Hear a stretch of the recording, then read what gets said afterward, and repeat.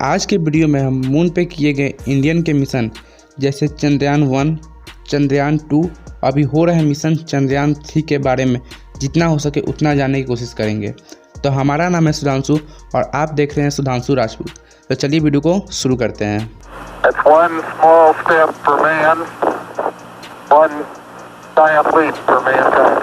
22 अक्टूबर 2008 भारत के इतिहास का वो सुनहरा पल जिस दिन भारत ने अपने मून मिशन में पहला कदम रखा था।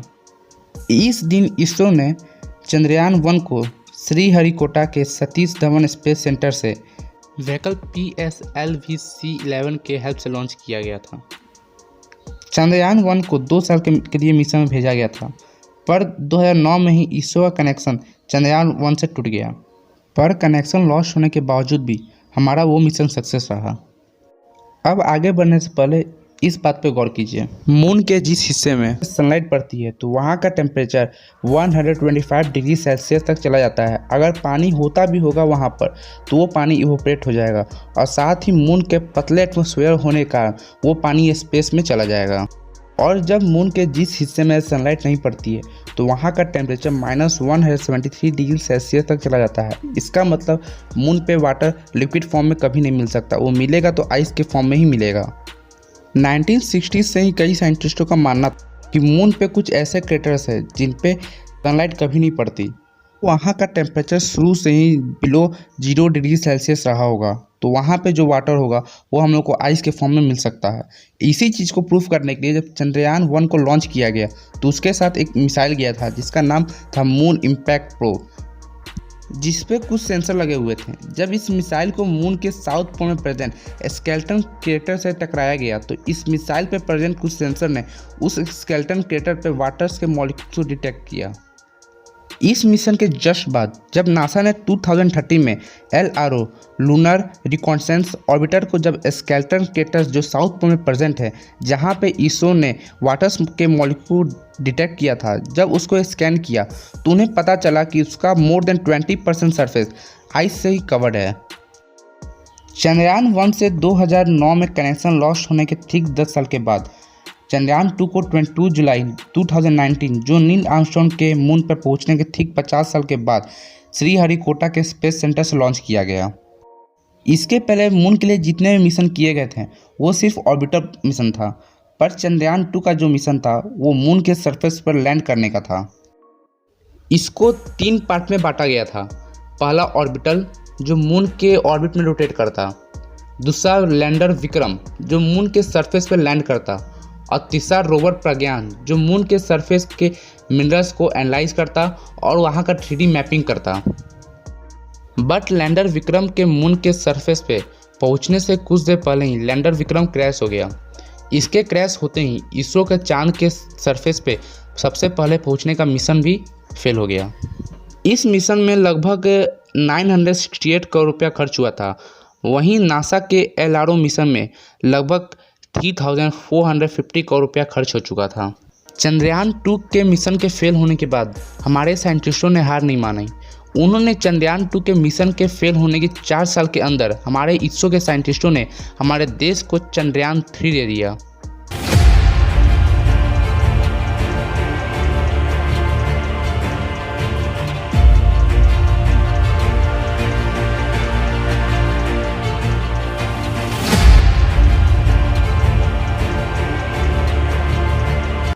चंद्रयान 3 जो है वो मून के साउथ पोल के सरफेस को एक्सप्लोर करने वाला है, जिसके बारे में किसी भी कंट्री को ज़्यादा नॉलेज नहीं।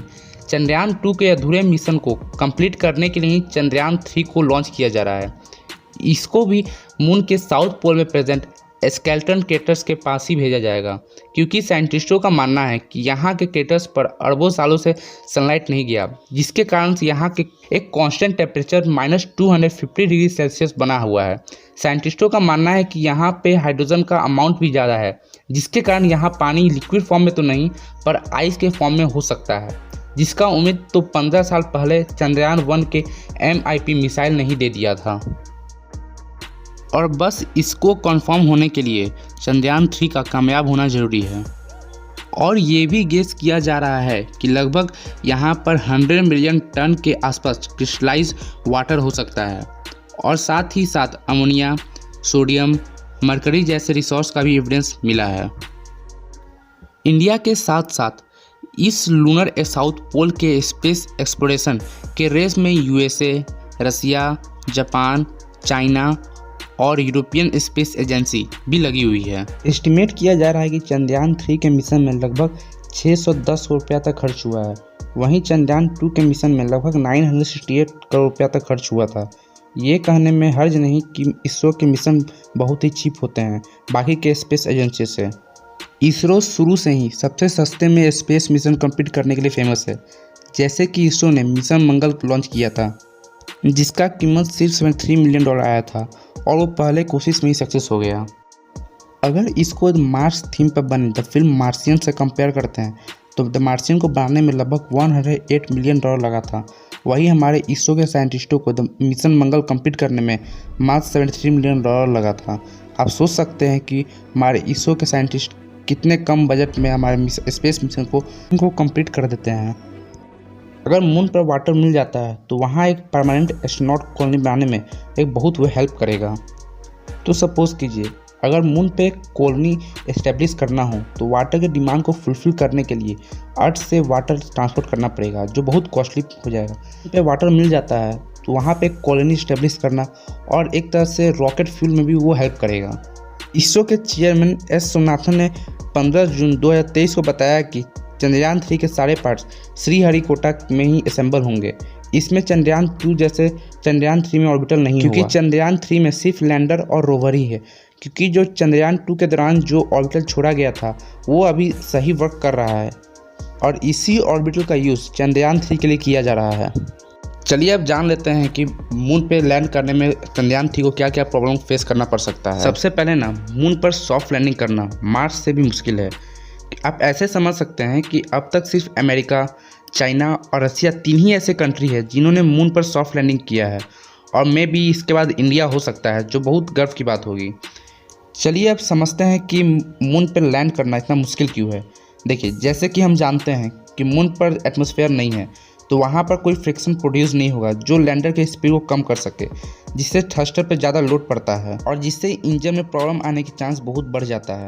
और चंद्रयान 3 को तो मून के साउथ पोल में जहाँ उतारना है वहाँ पर तो मून के बाकी हिस्से के मुताबिक ज़्यादा क्रेटर्स, माउंटेन और रॉक्स होंगे, जिससे वहाँ का एक फ्लैट सरफेस ढूंढना और वहाँ लैंड करना एक बहुत बड़ा चैलेंज हो जाता है।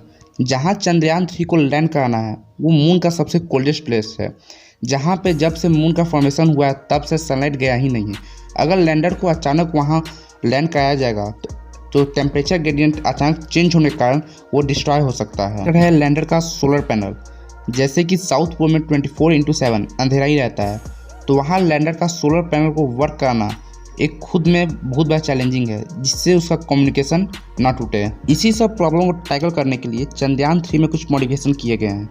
लैंडर को लैंड कराने के लिए उन्होंने एक फ्लैट सरफेस खोज निकाला है जहां टेम्परेचर भी बैलेंस रहे और ना क्रेटर्स हो ना माउंटेन हो, जो हम उसको लैंड करने में प्रॉब्लम कर सके, थ्रस्टर पर लोड ना पड़े। इसके कारण चंद्रयान 3 को डायरेक्टली लैंड नहीं कराया जाएगा, उससे पहले वहां मून के ऑर्बिट में उसको रोटेट कराया जाएगा, जिससे उसका स्पीड जो होगा डिक्रीज हो जाएगा। कम्युनिकेशन को टूटने से बचाने के लिए इसरो अपने लैंडर को सनलाइट के एरिया में लैंड करेगा, जिससे लैंडर रोवर और अर्थ के कम्युनिकेशन के पाथ को कंप्लीट करेगा। चलिए अब समझ लेते हैं कि चंद्रयान 3 कैसे कैसे वर्क करेगा।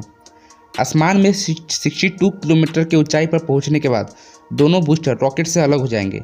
इसके बाद रॉकेट का मेन इंजन स्टार्ट हो जाएगा। 114 किलोमीटर तक चला जाएगा तो रॉकेट के दोनों हीट सील को अलग किया जाएगा और इसके कुछ मिनट के बाद ही लिक्विड इंजन अलग हो जाएगा। इसके बाद रॉकेट का क्रायोजेनिक इंजन स्टार्ट हो जाएगा।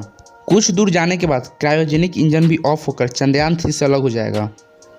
चंद्रयान 3 को मून के ऑर्बिट में भेजने से पहले इसको अर्थ का 5 चक्कर लगाया जाएगा, जो ओवल शेप का होगा और हर चक्कर पहले चक्कर से बड़ा होगा। 5वें चक्कर के बाद इसको स्लिंग शॉट जैसे मून के ऑर्बिट में भेजा जाएगा। मून के ऑर्बिट में जाने से बाद इसको डिबूस्ट किया जाएगा, जिससे वो मून के पास चला जाएगा। 3 पार्ट में बांटा गया है। पहला प्रोपल्सन मॉडल जो इसको उड़ाएगा, दूसरा लैंडर और तीसरा रोवर। मून के सरफेस पे 100 किलोमीटर के आसपास आने के बाद प्रोपल्सन मॉडल अलग हो जाएगा। लैंडर अपना स्पीड कम करेगा और मून के सरफेस पे लैंड हो जाएगा। ये आज के वीडियो में इतना ही एंड आई होप कि आप लोगों को वीडियो अच्छा लगा हो। अगर वीडियो अच्छा लगा हो तो चैनल को सब्सक्राइब करें और ज़्यादा से ज़्यादा शेयर करें। Thank you.